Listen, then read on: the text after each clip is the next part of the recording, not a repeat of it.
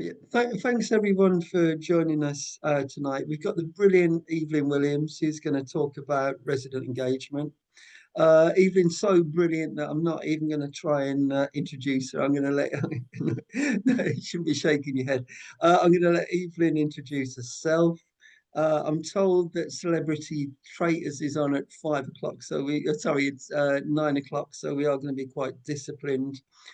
So what way we'll do this is I'll ask a few structured questions, and then we'll throw it open to you for questions. Make your questions brilliant because we want a really good podcast out of this. So, Evelyn, my first question to you is tell us about yourself and please don't be modest.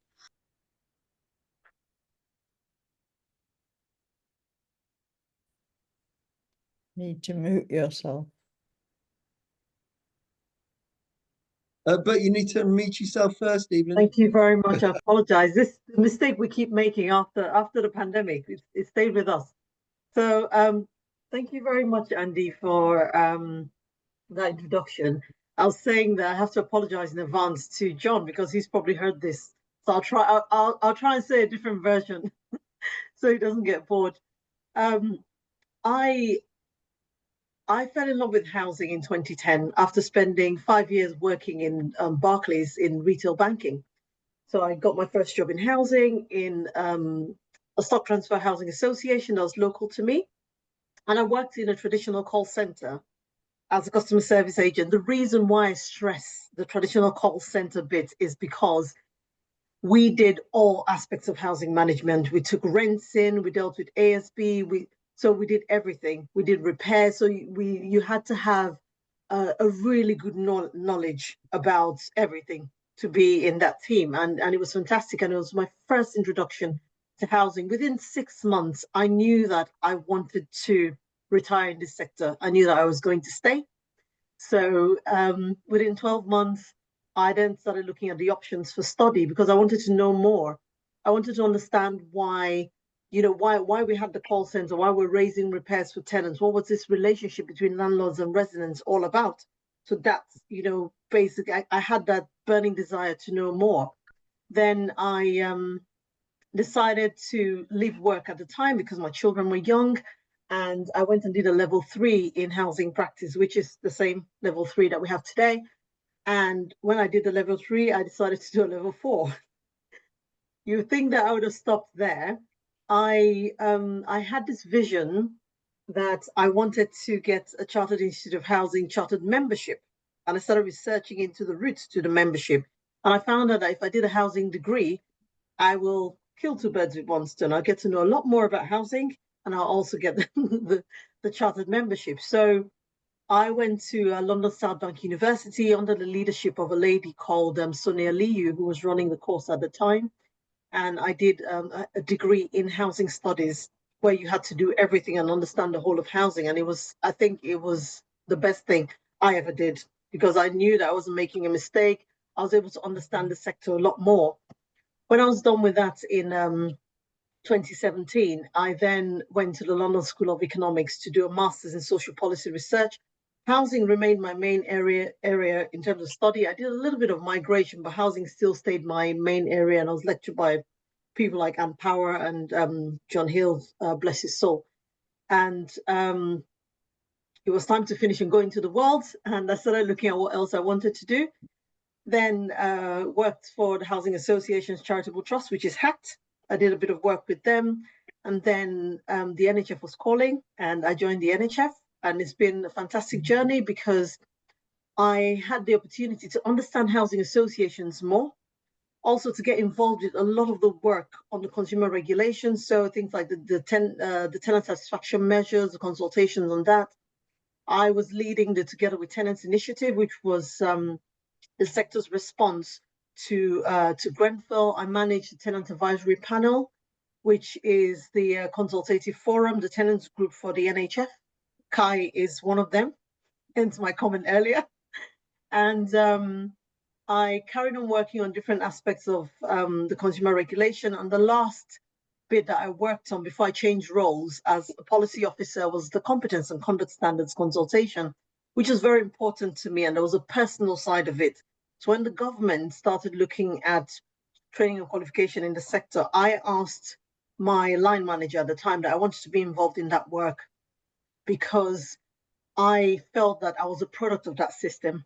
And I thought, who better to lead on this work? And I carried on with that work until the initial consultation on the competence and conduct standards, which was finished in 2024. Once I handed that over, and I moved to produce conferences for the National Housing Federation, where I've done the governance conference, audit and risk, the customer experience and resident engagement conference, which is coming up in February 2026, and the Smaller Housing Associations conference. I joined the sector because I believe in what we do a lot. I believe in what we want to achieve, and I can see that, I can see the changes that are coming, and I believe that there's a time when we'll get to a much better place than we are. We've made, there's been a lot of movement and there's been a lot of progress in the sector, and there's still, a journey to go. But I do, honestly, personally, I do believe in what we do as a sector. Yeah, I told you Evelyn's brilliant.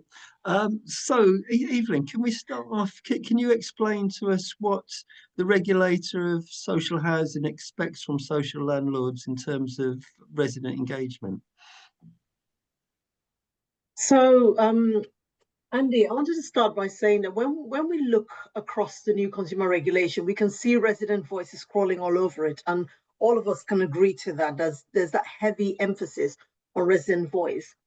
To progress with this question, I'm going to look at three key areas. The first one is the transparency, influence, and accountability standard. I'll talk about inspections, then I'll finish off with the TSMs, just touch on the TSMs just quickly, just to be able to answer this question for the audience. So the TIA standard, which is, so I'm going to use TIA as an abbreviation, but by TIA is the transparency, influence, and accountability standard, which directly relates to resident involvement, tenant engagement. And so another point I wanted to make is, I know, and I don't want to bring us into that debate, but I know there's a debate between customers, tenants, and residents. If you could allow me, I will use the terms interchangeably as I'm speaking this evening. So I just wanted to just plead with you, if you could please allow me. So I want to start with the core principles of the TIA standards. Just to touch on that, just to refresh our memory. I know we've all seen it in different forms from our housing providers or in the work that we've done. So the first part of it is fairness and respect, so treating all our tenants equitably. The second part is diverse needs, tenants having diverse needs, and the housing providers using the data that we have to tailor services and communication, which is quite important in that relationship between landlords and residents. Tenant voice, so involving tenants in decision-making and service design. Clear information, so ensuring that the information is accessible, having those timely details about service that you're providing to residents. Performance transparency, ensuring that a housing provider is sharing data to be able to support residents to scrutinize their services. Complaints, ensuring that the routes to complaints are simple, they're fair, and there's effective complaints handling. And regulatory engagement, so ensuring that you report any incidents of non-compliance promptly so that you can start working with the regulator to get to a better place. So those are the core principles of the TIA standards. The next part of it I'm going to move to is talking about inspections. So when the regulator of social housing inspects, what are they looking for? So they're looking for a wide range of meaningful opportunities for tenants to influence and scrutinize. And they want to ensure that these opportunities are accessible. So if I'm a resident and I go on the website of a housing provider, I don't want to spend half an hour looking for the ways to get involved. I want to be able to find it very quickly. If I walk into the office and I'm speaking with someone in the neighborhood office, I want that information to be readily available. If I ask, I want that information to be available for me to be able to get involved. And it doesn't stop there. Landlords need to look at the different ways that they can tailor their approach. So this is not fixed in time. They have to improve and they have to continue to tailor this approach that they have. Another thing is that they have to evidence that they know their tenants really well and the information that they have on their tenants, they can use it to improve service design and delivery. So what we collect from our residents about repairs, about complaints, it's it's a lot of rich data that's there. What are we using it for? Is it just there fixed in time, or are we using it to be able to carry out further service improvements? Another thing is transparency and accountability to tenants. And this is when we talk about transparency and accountability, we're not talking about just to the scrutiny panel, because a lot of our residents are part of scrutiny panels, which is brilliant. You have 10 people, 6 people, 8 people part of scrutiny panel, but this is the wider cohort of residents. They have to be accountable to all their residents. They need to show that they're proactive with accessibility. So are the service accessible? Is engagement accessible? I made that point already, so I'm not going to labor on it too much. Now, as a housing provider, the aspiration is that every housing provider would have C1. That would be a great place for the sector to be. However, there's still the grading of C2 to C4.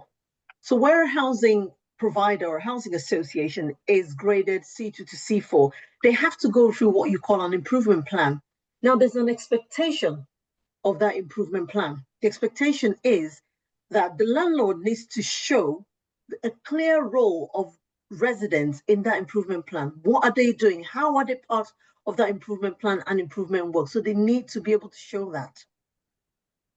So now moving on to the TSMs, I just wanted to make the point again that what the regulator is looking for is meaningful influence and genuine outcomes for residents. So when we think about the TSMs as it is, the TSM is a double-edged tool. On one hand, the TSMs is used for compliance. So you're showing the regulator that you're complying with the consumer regulation. On the other hand, the TSMs are there for residents to be able to hold their landlords to account, because the information is out there. When we look at the TSMs, there are 22 of them. 12 of those 22 TSMs are based on the tenant's perception of the services that they receive from their landlords. So this further stresses the importance of resident involvement, the importance of tenant voice, that we need to do this, not because the regulator is telling us to do it, but because it is the right thing to do. So involving tenants is a fundamental aspect of regulation. So tenants are part and should be part of that decision-making structure and how services are designed and delivered. So just to close this, I just wanted to say that in a core regulatory model, the primary relationship that we're looking at is between, I don't know if you can see my hands, because I talk with my hands a lot, so please bear with me. The primary relationship in a core regulatory model is between a housing provider or a housing association and a resident. So the housing provider will give safe, good quality homes and services to residents, and residents need to hold them to account. So where does the regulator come in? The regulator comes in to oversee that relationship and ensure that the relationship is functioning effectively. So can we move on to Trish's question, which is, all this is great on paper or great on the computer screen, but how do we make it a reality? So I'll cover that in more detail, but I'm happy to answer that question now. Yes, it is. It's on paper. I completely agree with you, Trish. On paper, it's different, but there needs to be an acknowledgement that resident engagement is a journey. It's not something that you can achieve in 6 months. It's not something that you can achieve in 12 months. It's something that you have to keep working and working at it. So as a housing association is continuing, residents need to be able to keep up with the pace and work together to strengthen those relationships. So yes, it is all on paper. I might not be saying anything new that you haven't heard before, but the most important thing is the fact that it is a journey, the fact that housing associations and residents need to find how to work together and continue, not just to do something. Because if you imagine if you designed some form of engagement and it's brilliant, it's on paper, it's lovely, and you put it out there and you talk about the wonderful results and you say, oh, this is what we achieved as residents and all that. so what after that? What are you going to do after that? So you can't stop. It's something that you have to carry on doing. So as housing associations continue, residents need to continue working with them. It's a long-term relationship. I'll talk more about that later in the later part. Trish, have I been able to answer your question? Sort of yes and no, really. I mean, I may be much far behind other people on the call. So you gave a fantastic introduction with lots and lots of really good information, which I have not been able to scribble down fast enough. So that's why I was asking whether there was kind of key points that I could then bring back. I'm on a housing association customer involvement panel. And I would really like to be able to, have a condensed version to be able to bring back to that panel, because I feel that we are floundering a bit in the dark and not getting really good guidance. I've been there for 2 years now. It's just about to be restructured. If it doesn't work this time, I'm out, because I'm kind of just, my energy levels and frustration is very low. So this is my last gallant attempt, really. So that's what I'm asking, is that when you were talking about TSMs, I mean, you said that so quickly, I can't even now remember even what that stood for. So it's just asking if at the end, maybe there could be some, a page of A4 notes that could be circulated, would be really useful for, as I say, it may be just me here. Everyone else on the call might have been doing this stuff for, a million years and be experts in it. But I'm not at that stage. Can I just say something to you, Trish? Yeah. Nobody would ever be an expert in resident engagement. This is why I go back to the fact that it's a journey. Yes. No housing association will suddenly become an expert. No, I understand that. I think what I want is a bit more of that solid information for when I go back to this restructuring meeting to say, my understanding is this TSM, whatever that stands for, is about meaningful influence and genuine outcomes. And these are some proposals which I think would fit those two areas. So it's about using that language which the housing association has to work to daily, so that I can share that with a group of people that I am on that panel with, who are all, well, probably even at a much lower level of understanding than I am. And it's not information that is I mean, there's a whole heap of information. Anyway, it hasn't been given to us, I would say, in an accessible, easy format for people to be able to do their role with, basically. That's what I'm interested in, helping people do their role. Andy, thanks, Trish, for explaining exactly what you're after. Andy, I'm thinking maybe after this, once we're done, I'll see if I can send you like a condensed version. Oh, you can brilliant. share something. I just need about a week to sort it out. If that's okay, I'll see if I can pull like the key points from what I've spoken about, because I think Trish has said that would really help. Something short. Yeah. And something that's easy to read, short, and you just get the key points that you need for your meeting. So that's fine. Yeah. Thank you. I'm happy to do that. No, that's fine, Trish. Evelyn, that's wonderful. I think rather than trying to capture everybody's email addresses, once we get it, we'll just put it on our website. So keep an eye on our website. Trish has brought us on really well to the next question, which is, what support should residents expect from the landlords to achieve effective engagement? So I'm smiling because there's been a lot of development in this area. And since 2020, housing associations have worked tirelessly with residents to continue to strengthen their relationships with them. And they've done this using different means. And I want to stress again that what's important is that the means that they're using is suitable for the residents and is genuine, because it's genuine engagement that leads to genuine outcomes. There's a lot of good practice in the sector. The sector is doing so much. Housing associations are doing a lot in this area, and there needs to be an opportunity to share good practice, which they are doing.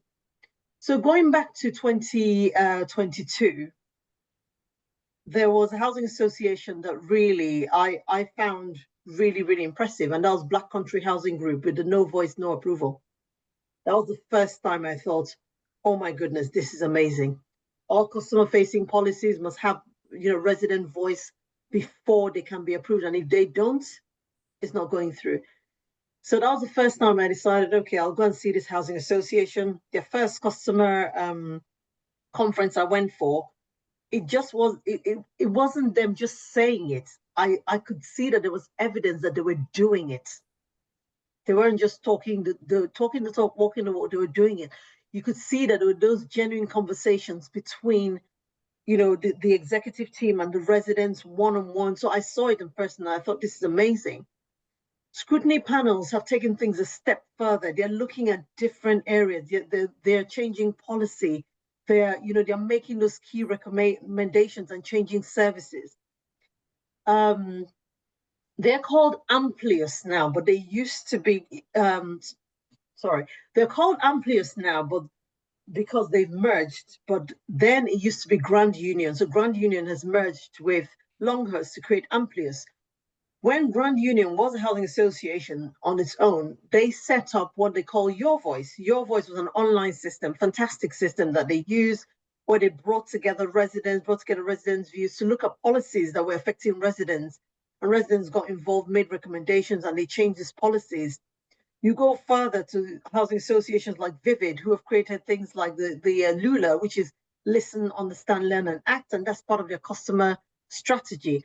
And as a sector, we can all appreciate how important listening is, especially active listening for residents, because it's all well and good to have the conversations with residents, to do all the talking and everything. But if you're not demonstrating as a provider that you're listening to your residents, it is a problem, because you won't be able to give them those outcomes that, those important outcomes that affect them and their homes, because that's what's really key. Another thing as well is outside the sector. Are we looking outside the sector? What are banks doing in terms of engagement? What can we learn from them? What about the NHS? What can we learn from them? So recently, and I'm talking about the first time probably in 12 years, I had a surgery with the NHS. Engagement before my surgery and on the day of my surgery, I couldn't believe it. Fantastic engagement with them. So I was kept informed. They communicated with me on a regular basis. On the day of my surgery, I walked into the ward, from the lady who handed me my bands to the nurse who checked me in, to the registrar and the surgeon. I felt like I was the only patient in the hospital. So are we looking outside the sector? What can we see from outside the sector? What can we take from them? And what can we use to continue to improve our relationships and strengthen our relationships with residents? Another thing I wanted to mention is that not all residents want to be involved. Some just want to pay their rent and go away. Others want to be involved, but not all the time. They want to dip in and dip out. So having a wide range of voices is important, because it helps to capture those unheard voices. So those people that don't necessarily want to be in a scrutiny panel, those that don't necessarily want to be in a committee or a resident association, those that just want to come in, do a bit of work with a housing provider and go away. In all activities, there needs to be meaningful influence and meaningful outcomes. So it shouldn't just be resident engagement for the sake of it. And another thing I wanted to stress is that all contact is engagement. Every single contact a resident has with the landlord is a form of engagement. So what would be suitable is for housing associations to work strongly, looking in the sector and outside the sector, to ensure that they have different ways for residents to get involved, and all these different means that they have, they're all accessible. Evelyn, it's been interesting that the positive examples you've given have all been smaller housing associations, and I think as a generalisation, it's the bigger housing associations that take more criticism. So they'd say, well, you know, they've got more customers, so it's amplified. But I think there is a difference between a small housing association that can get down and get local, and a Mhm. big housing association that's trying to run its service through a call centre. Do you want to talk a bit more Yes, about that? I completely agree with you. Larger housing associations, obviously, they're dealing with more residents. So more work has to go into resident engagement. Smaller housing associations have the benefit of knowing their residents and having that close, almost one-on-one relationship with residents because they've known them over time and they're smaller, so they can go around their residents.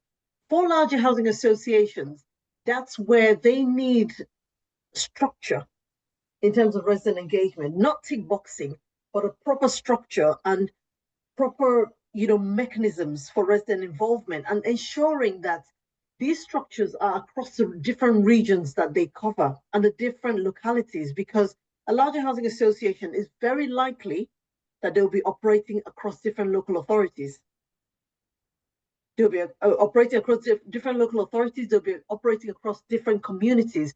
So they need to ensure that they have proper structures. They need to ensure that even things like their neighborhood models that they're using locally are robust, because that is another really good way of capturing residents and getting residents to get involved.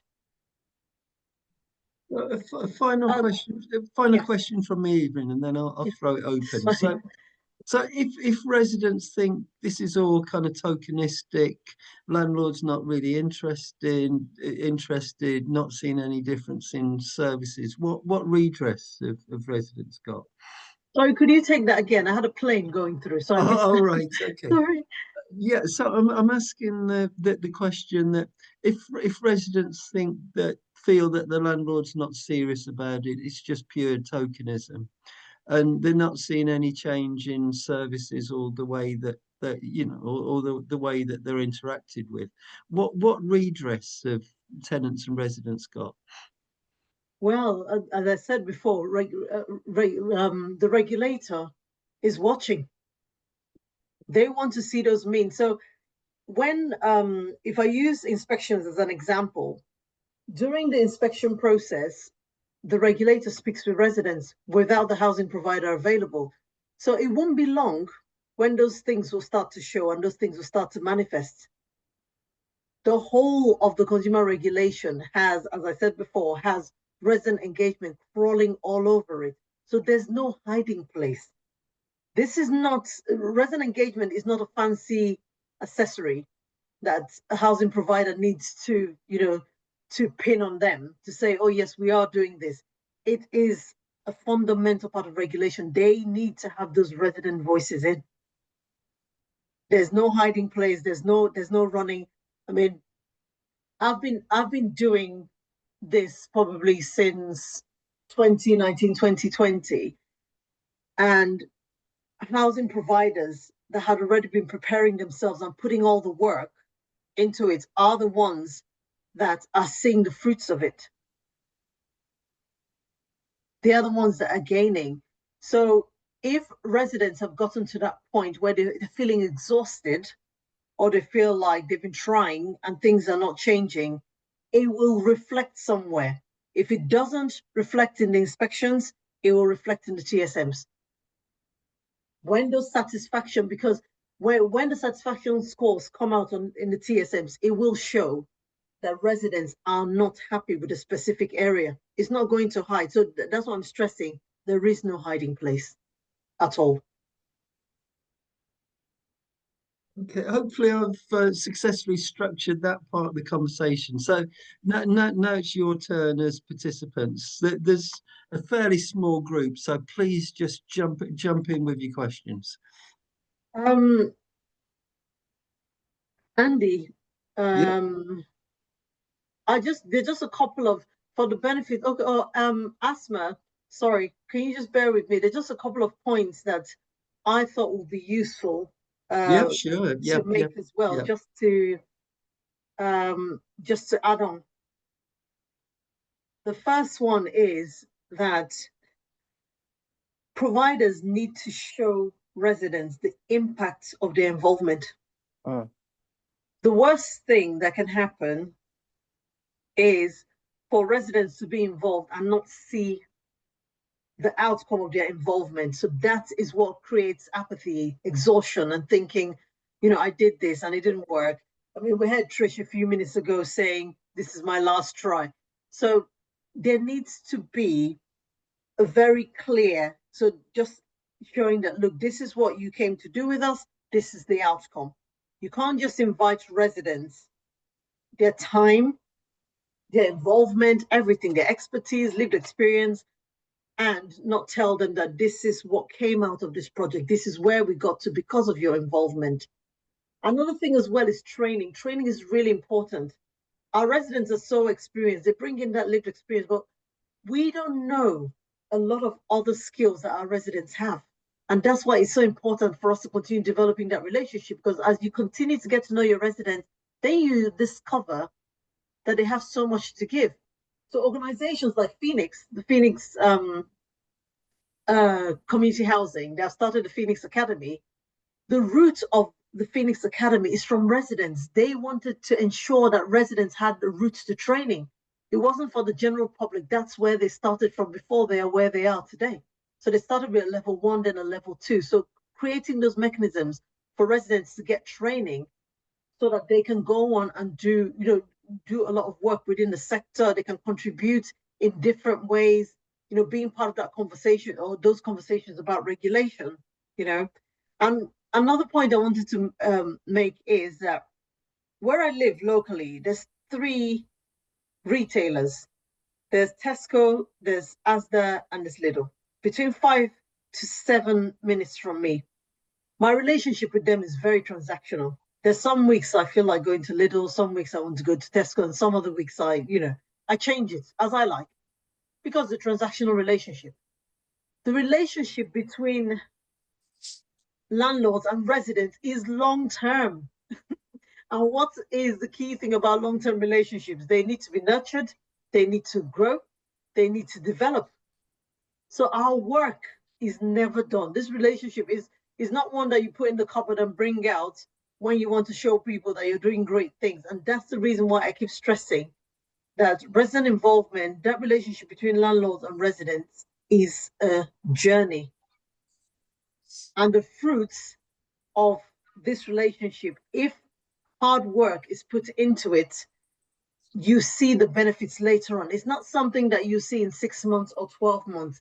It involves a lot of time and a lot of work in improving that relationship.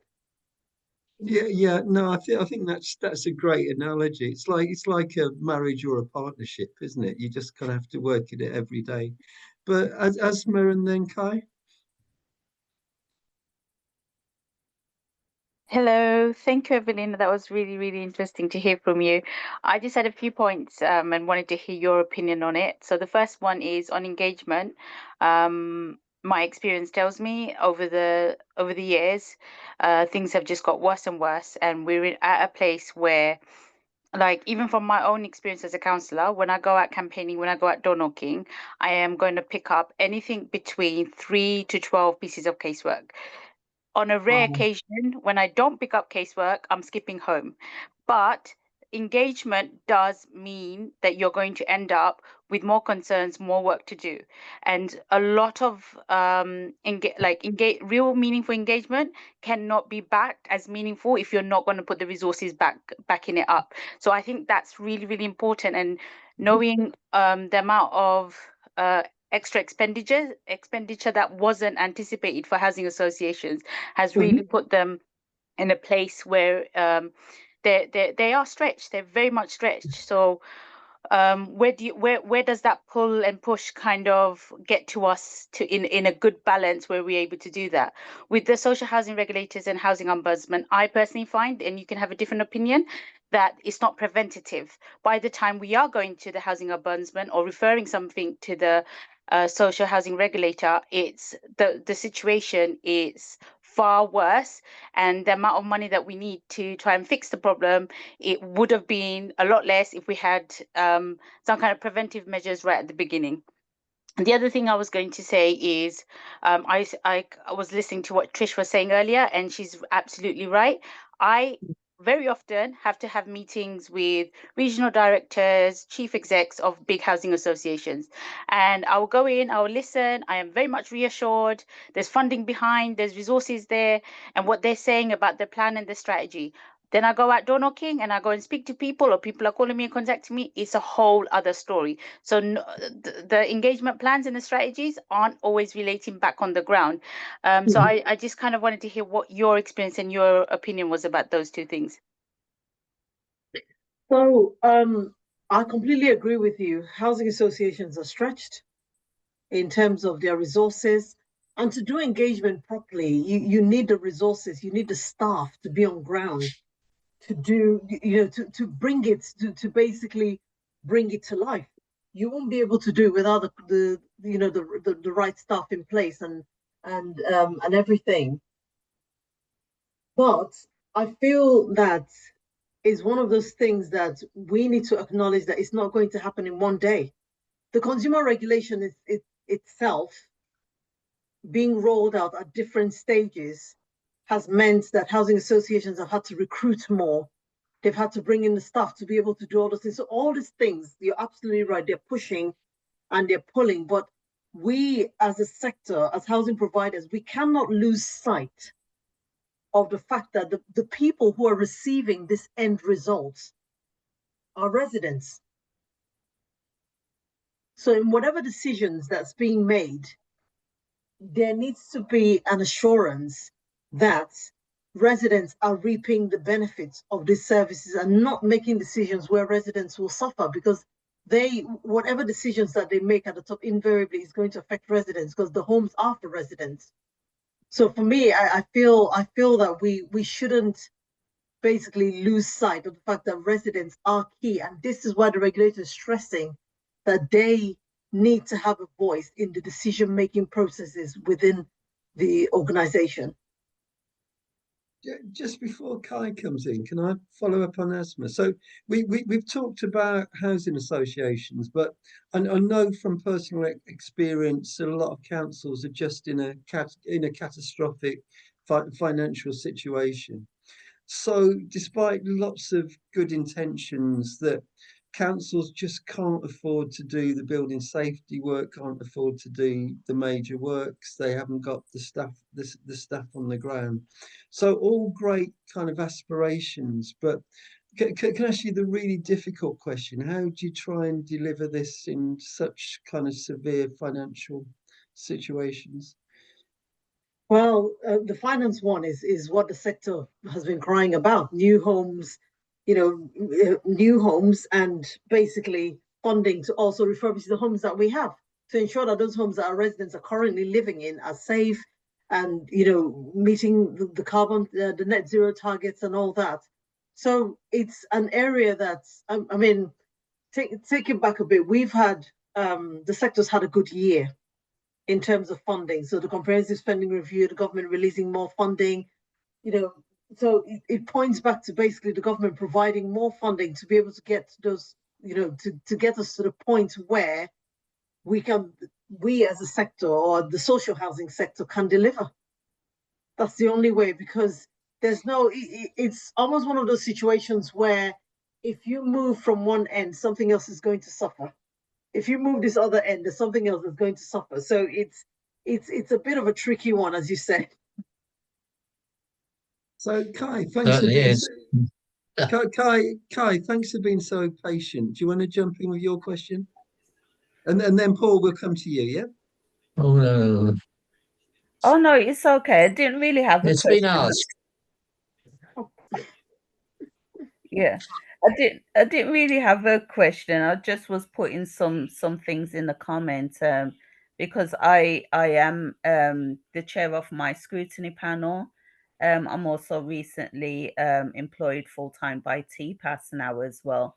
So I do quite a lot of different stuff around engagement, especially listening to what goes on from other residents, both from housing associations and council housing as well. And I would concur with what Evelyn said. Being in it myself, it's not an easy process for engagement.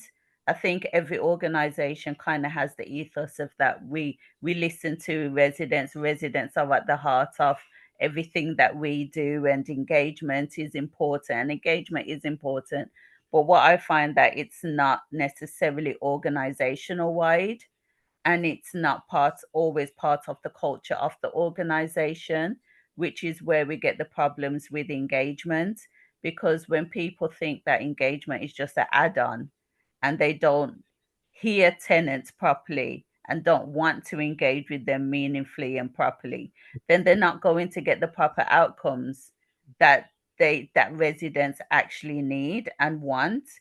A lot of the times, a lot of organizations tend to use co-production as a way of engagement, where they bring in the residents after they've already decided, after they've already spent the resources and everything, and then use residents as kind of a tick box to the work that they're already doing. So it continues the conversation of residents thinking that they are a tick box when they're only brought in after the fact of decisions being made. And this is where we need to start being there at the co-create, at the co-design stages of it, so where engagement is more meaningful, where we do get a better buy-in, and where we do get a better say.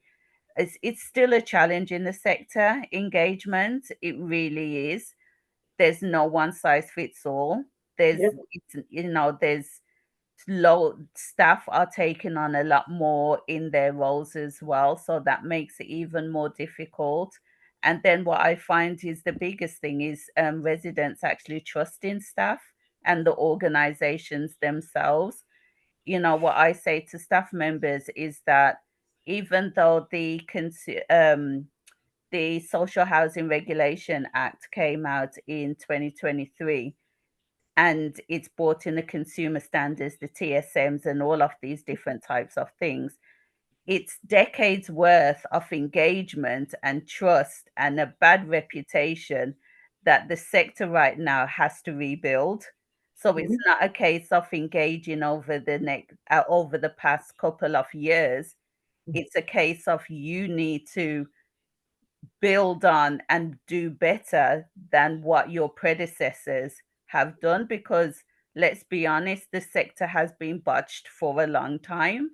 Low investment, houses weren't built, we could have reduced homelessness, poor decision making and different things like that. But now is the time that we are rebuilding and making it better.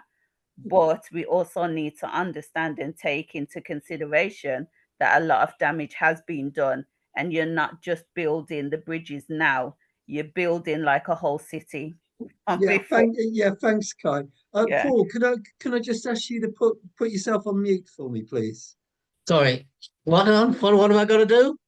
Oh, could you just put yourself on mute, if that's okay? On mute? Yeah. Yeah, that's brilliant. Thank you. And Evelyn, do you want to come back on Kai's comments?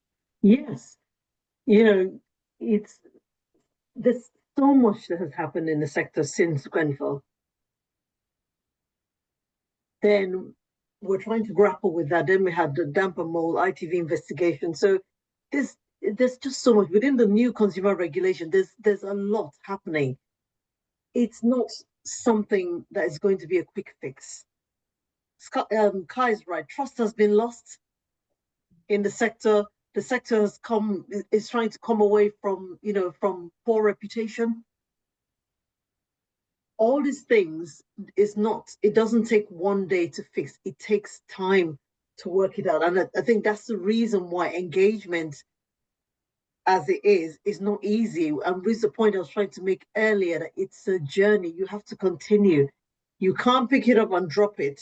You can't do it for 6 months and leave it somewhere in the cupboard. You can't launch some new wonderful scheme for your residents and suddenly say, goodbye, I'll see you in 12 months' time. No. So it's going to take time. And for larger organizations, it will take even more time, because if you're looking at organizations between about 10,000 to 25,000 residents that they need to serve, it would take a very long time for them to be able to get all these things right. But the only way it can be done is if it's genuine and if it's in partnership with the residents. It's so important. As Kai said, it's not just co-production is a good example. And that was a very good example that Kai gave. Why are we not doing, as a sector, co-production from the scratch on a blank sheet of paper, rather than putting something together and saying, okay, we got resident voice only after it's all been pulled together. So it's a journey, but it's one that I can tell you is worth it. Because I've seen housing associations that have worked for 2 years. I've gone back and seen them when they've worked for 5 years, and you can see the difference that it's making. Residents are happier, residents are involved. They know who to talk to, they know who to go to, they're engaging with the executive teams. It's just that there needs to be an acknowledgement that this is not a one-day fix. What the sector has been through, the sector has been through a lot of grinding. And before we get to that aspirational point, in fact, in my head, my aspirational point is where engagement is not on the website. Engagement becomes the bread and butter, that part and parcel of what a housing association does every single day. Not just me as a resident, logging onto the website of my housing association and looking for ways to get involved, but engagement happening as something that is our day-to-day. Well, this is what we do, this is who we are, and this is our culture. Can I take the next question, please? Just jump in. I think it was Paul next. Oh, thank you. Yeah, Paul.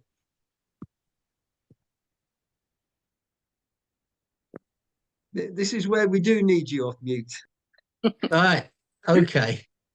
I mean, I agree with everything that's been said, more or less, except that to defend what we did as a housing association when I was a chair, we often did take major decisions after consulting tenants, and we did not commit the expenditure in advance, and we were quite careful not to do that in most cases, so that I mean, there were development schemes which in one case was simply cancelled because the tenants didn't want it, and in the other case was dramatically changed because of the tenants' input. And we hadn't put any capital in to those developments, and I think we behaved in my associations and my council, I think, fairly responsibly. But there are a large number of areas where you can't do things because you haven't got the money, and that's a serious matter, and it's not something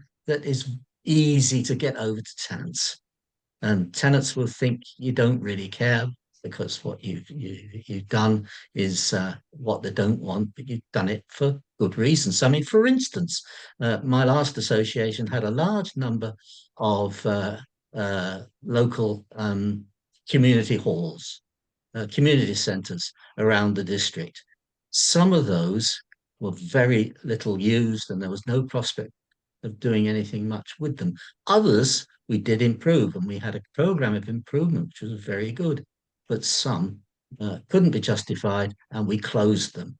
And they're very difficult decisions to get tenants to accept, but we had to do it simply because sometimes the finance isn't there. I completely agree with you, Paul, and I think that's where honesty comes in, because I think when you're dealing with residents, the worst thing you can do is try to I don't even know what word to use now, try to deceive them with different information to confuse them. That's the worst thing you can do. You need, in situations like that, it's better to come clean and be honest and say, look, this is the situation. We've reviewed all this. It's too expensive for us. We can't do this. Because that way, even if they're not happy about the decision that's been taken, the fact is that you've been honest to them. You've given them a good reason why. Thank you very much, Kai. Managing expectations. You've given them a good reason why you can't do something. I once gave an example to the students when I was teaching that on my I think it was my first month of working in the call center. I took a call from a resident who needed a new kitchen, and he had phoned so many people, he was up to here. He was just about to give up. And I told him, I'll call you. He said, no, you're not going to call me. I said, I will call you. He said, no, you wouldn't. He said, do you know how many people I've spoken with? I've spoken with X amount of people. No, everyone I speak with says they're going to get back to me, and they don't get back to me. And I was thinking, I didn't get it, because I'd come from retail banking, and I said, if I told the customer to come back on a Tuesday, I knew he was coming back on Tuesday, but this man is sure that I'm not going to call him. Why? As in, why couldn't I sway him? Because I knew I was going to call him, but there was no assurance for him. So he said no. So I said, okay. I said, I'll call you tomorrow at 1 p.m. I said, even if I don't have an update about your kitchen, I will call you. The following day, I called him at 1 p.m. In the end, I found out that he was due to have a new kitchen, but communication was let down. They had sent several people, multi-trader, carpenter, this person and that person, all of them kept giving him conflicting information. Yet he was down to have a new kitchen in about a week's time, but no one communicated that information to him clearly. So in the end, it was resolved, but I didn't understand.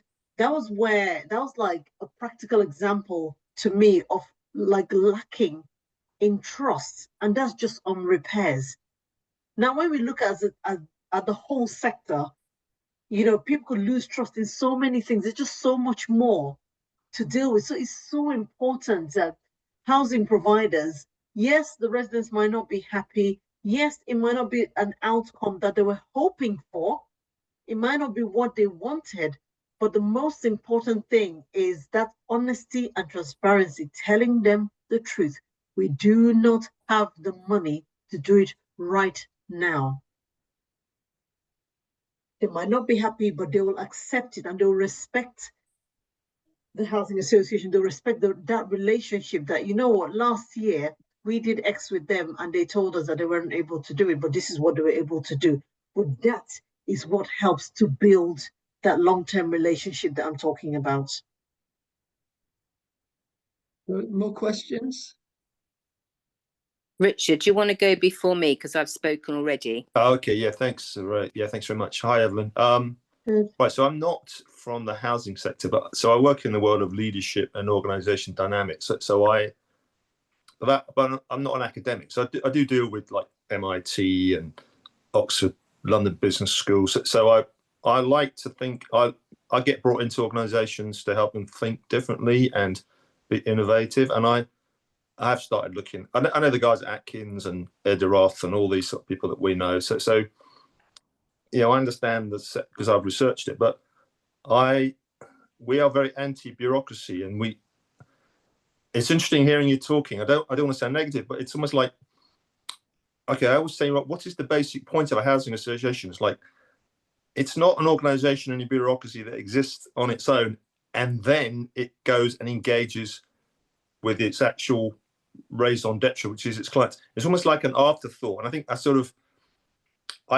I found some fascinating research that said, what is the total cost? If you took all the accounts of all the housing associations, salaries, cost, everything, it came to £14 billion. That's out of date. So having the housing associations is actually costing us £14 billion. Now, I'm not saying we need to scrap housing associations. My question is really based on, maybe I've seen too many Facebook posts from the guys at SHAC, SHAC. Yeah, you probably know who they are. I don't know them, but I'm aware of them. Okay, and I see who's the lady, your association, Fiona, the lady that's always hanging out with the ministers and hanging around Westminster and lobbying. She's your president of your association. Kate Henderson. Yeah. So, and you know what?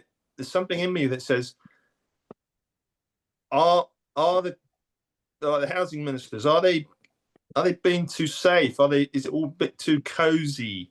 Are they scared of really getting stuck in and doing something? Because my business model is all about ownership, like John Lewis or Arup. I like the idea of mutuals and co-ops where it's owned by the employees or owned by the customers. And I'm looking at ways of how we can do that in the housing sector. So instead of having housing associations and then the residents, it's like, well, they should own it together. All right. I'm not saying they should own the homes, but there should be much more involvement. So employee ownership, and they don't talk about engagement because it's their business. Yeah. It's not something that's sort of done for them. It's not charity. And, I'm aware that, there's some complaints about housing association chief execs on some serious salaries. We know that's going on. So my question really is, have I listened to too much negative information? I am a massive cynic when it comes to, I'm an ex-AstraZeneca director, KPMG, right? So I do not like big organizations. My other business partner was a chief exec of a fire service.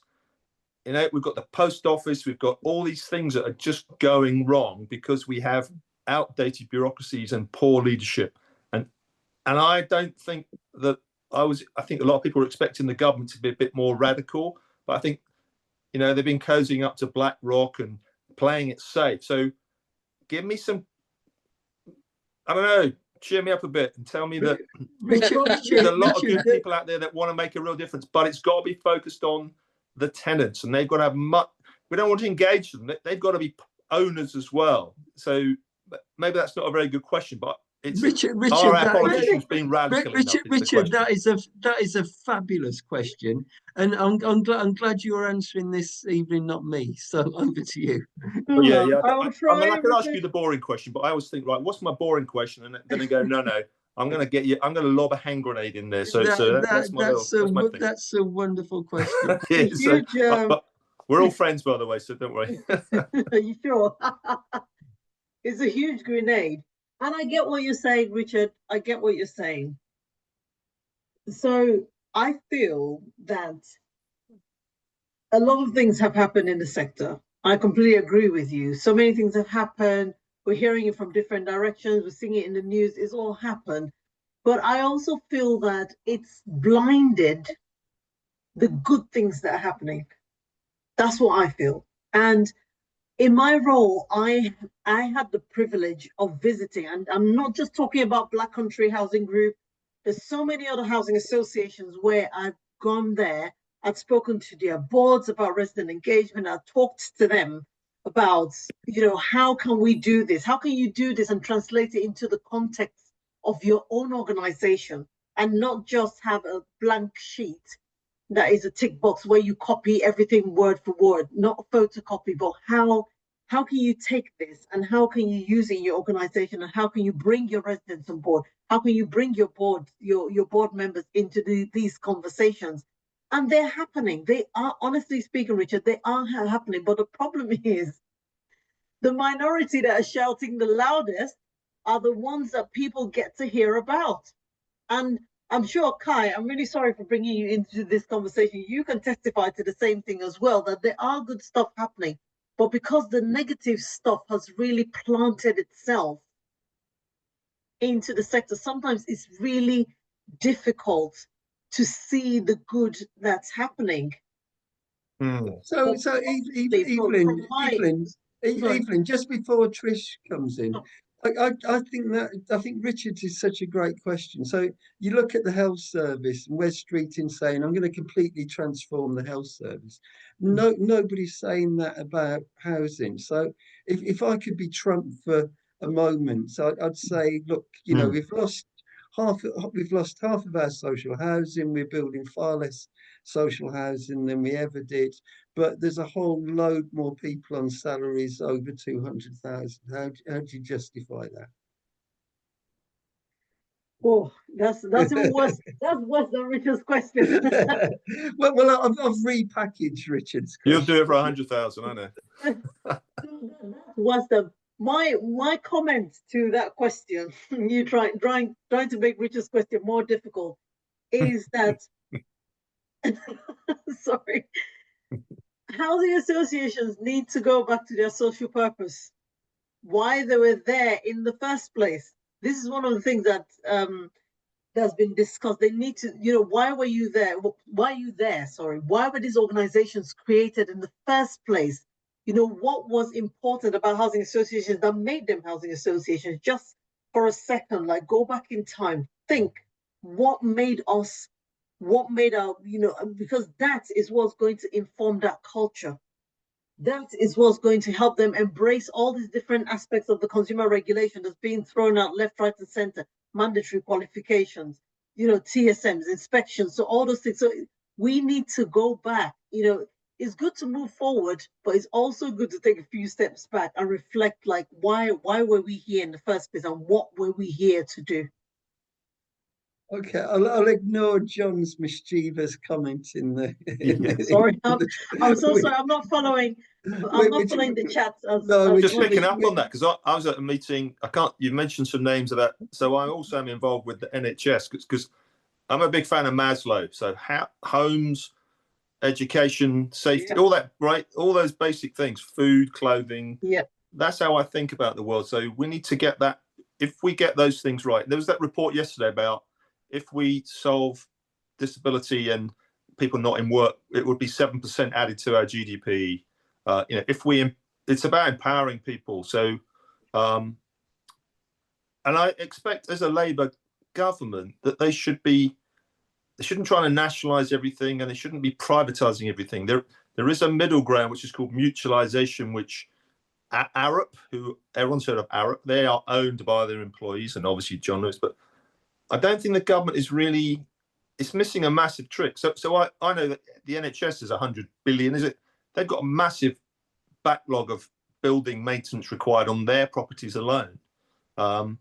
It's a massive problem. So it's not just, and the NHS has got a massive problem. They've got a 10-year plan and blah, blah, blah, and they've got money, but that needs a massive shake up. So I'm involved. I'm very lucky to be involved with the right people on that.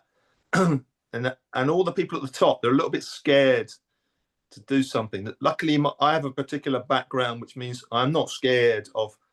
I'll bring together a collaboration. I think we need to bring some of that thinking into.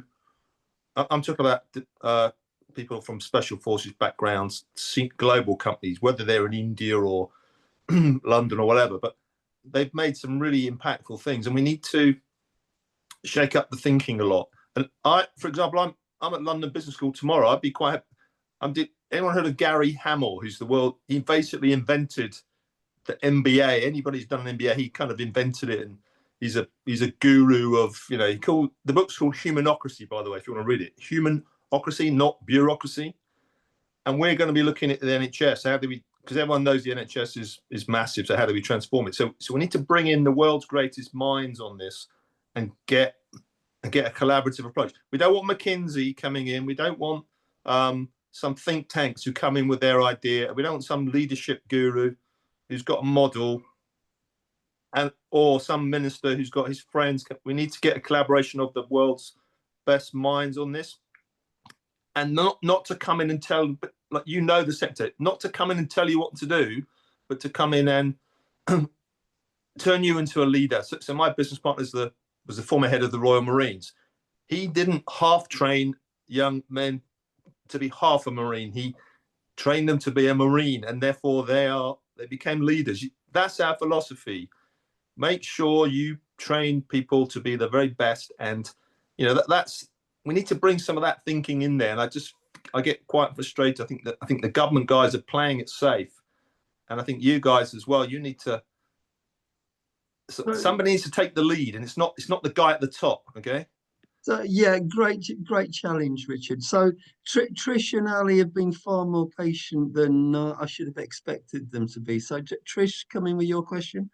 Okay, so mine is the absolute opposite of yours, Richard. I'm going to absolutely shrink this down.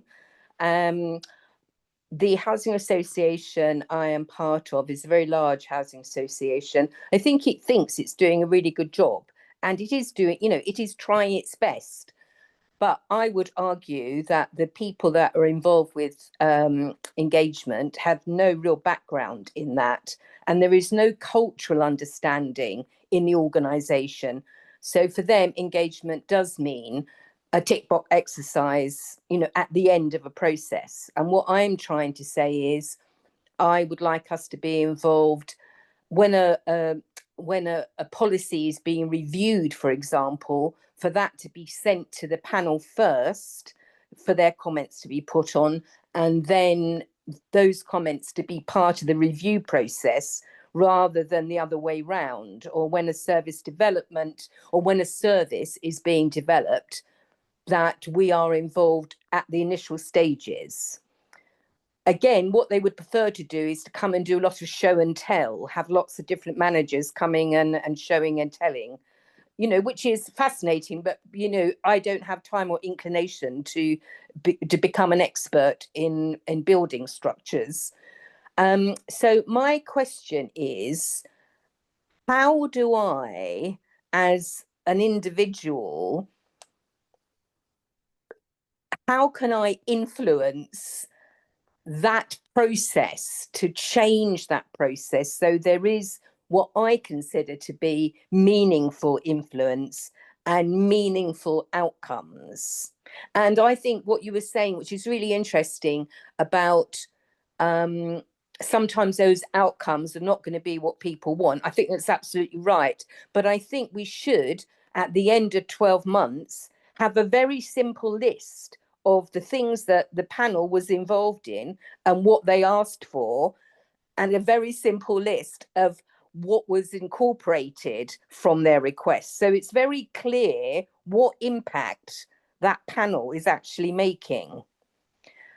Am I being too simplistic in wanting to have a system like that? No, you're not. Absolutely not. And I did touch on this point earlier when I said that the worst thing that a housing provider can do is involve residents in a process and not tell them what impact that they have or they've had in that process. There's no point. Gone are the days of coffee mornings where you invite residents to sit down and have coffee and biscuits in the morning without any clear objective or any clear purpose to that coffee morning.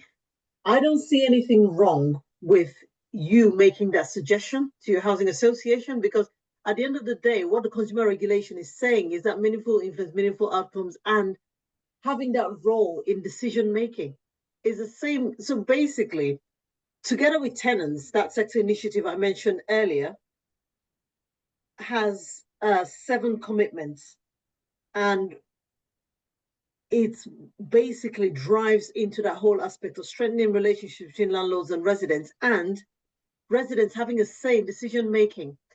When the damp and mold investigations happened on ITV, then the Better Social Housing Review came out. Exactly the same thing was said. Residents, tenants, customers need to have a voice in decision making across the organization. So if you go back to your housing provider and you're saying to them that, you know what, this year I would like a list of what we've been involved in. Say we've been involved in 4 consultations and what has been the outcome of those consultations. I don't see anything simplistic about it.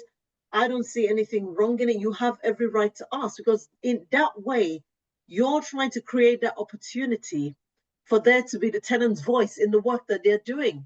And if they're not demonstrating that this tenant voice, then you need to be pushing for those answers. Okay, thank you very much. Ali, do you want to have the final question of the night?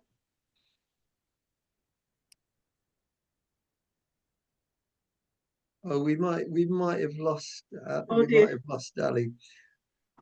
Yeah, Ali. Yeah, do you want to ask the final question? No, it was just a thumbs up. I didn't have my hand up for a question particularly, but I did make an observation in the chat about the whole thing around. And I've been in housing sort of 30 or 35 years, and very much at the beginning it was all about the social purpose, and I've always pushed back on that kind of like the business wording, because it just skews everything.